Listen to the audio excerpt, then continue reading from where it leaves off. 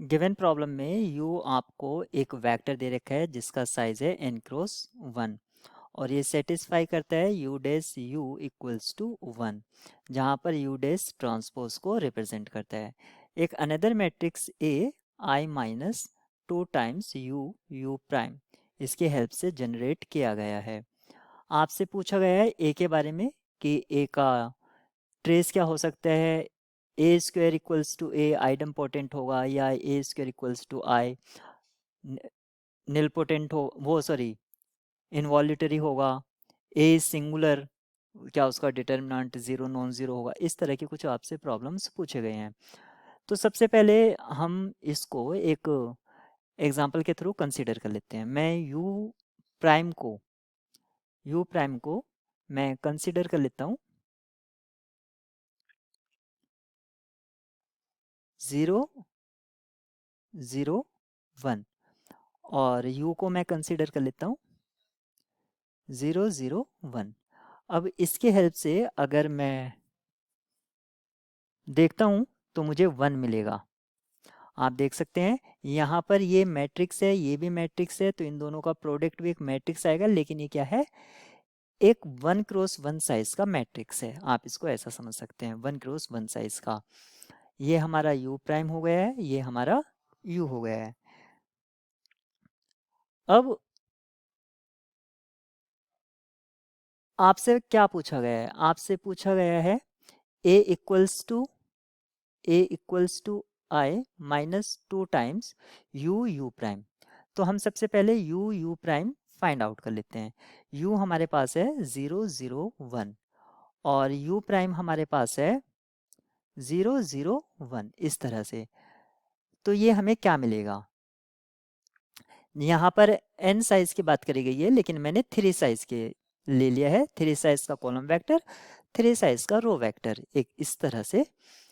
तो 0 0 0 0 0 0 और 0 0 1 यहाँ पर मैंने ये ले लिया है। ये मेरा u u डैश इक्वल्स आ गया है। लेकिन मुझे क्या चाहिए था, मुझे तो इसका 2 टाइम चाहिए था।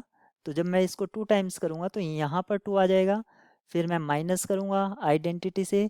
तो ये जो फाइनल मुझे मैट्रिक्स मिलेगा ये क्या मिलेगा 1 0 0 0 0 0 1 0 0 0 और -1। ये मेरा मैट्रिक्स ए आ गया है। अब आप देखेंगे मैट्रिक्स ए का ट्रेस जो है 1 है। मैट्रिक्स ए का ट्रेस कितना है 1 है, यानी कि इसका साइज 3 था तो n माइनस 2 1 किसके इक्वल होगा 3 माइनस 2 तभी 1 आएगा।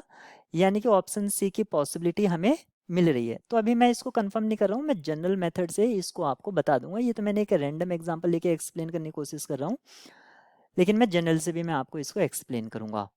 और अगर आप ए का स्क्वायर कर देंगे तो आप अंडरस्टूड हैं, आपको यहाँ पर क्या मिलेगा आइडेंटिटी मिलेगा। ऑप्शन डी की भी आपको पॉसिबिलिटी मिल रही है। A square equals to b sorry a square equals to a इसकी पॉसिबिलिटी नहीं मिलेगी। और यहाँ पर ए सिंगुलर का है जबकि ए आपका क्या है नॉन सिंगुलर है। ये भी आपका ऑप्शन डिस्कार्ड हो जाता है। तो हमें इन जनरल कैसे इसको सॉल्व करना था मैं इन जनरल बता देता हूँ। मतलब इसका एक अच्छा तरीका क्या है, क्योंकि हमें ये दे रखा था a equals to I minus 2 u u prime और हमें इसका निकालना था ट्रेस। हम जानते हैं ट्रेस क्या होता है लीनियर फंक्शन होता है। तो trace of I minus 2 times trace of you u prime. Trace of I size होगा n माइनस 2 क्योंकि यू यू प्राइम इसका जो प्रोडक्ट है ये किसके इक्वल आएगा। इसका अगर हम ट्रेस निकालेंगे तो आपने देखा था डायगोनल एलिमेंट्स में 0 0 कुछ इस तरह से आया था 1, तो ये 2 होगा। तो ट्रेस हमारे पास कितना आ जाएगा n माइनस 2। ट्रेस हमारे पास n माइनस 2 आ गया है।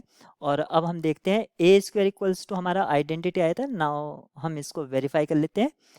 तो ए हमारा था i minus 2 u u prime, क्योंकि मुझे स्क्वायर निकालना है तो इसको मैं 2 टाइम्स मल्टीप्लाई करा दूंगा i माइनस 2 यू प्राइम।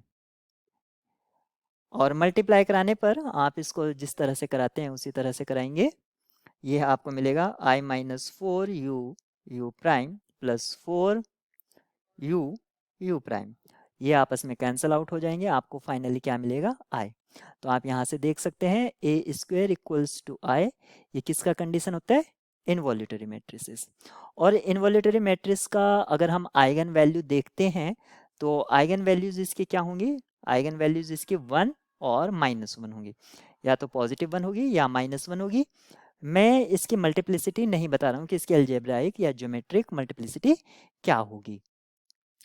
तो यहाँ से हमें पता चल गया है क्योंकि कोई भी आइगन वैल्यू 0 नहीं है तो ये नॉन सिंगुलर वाला हमारा सिंगुलर वाला ऑप्शन रॉन्ग हो जाता है।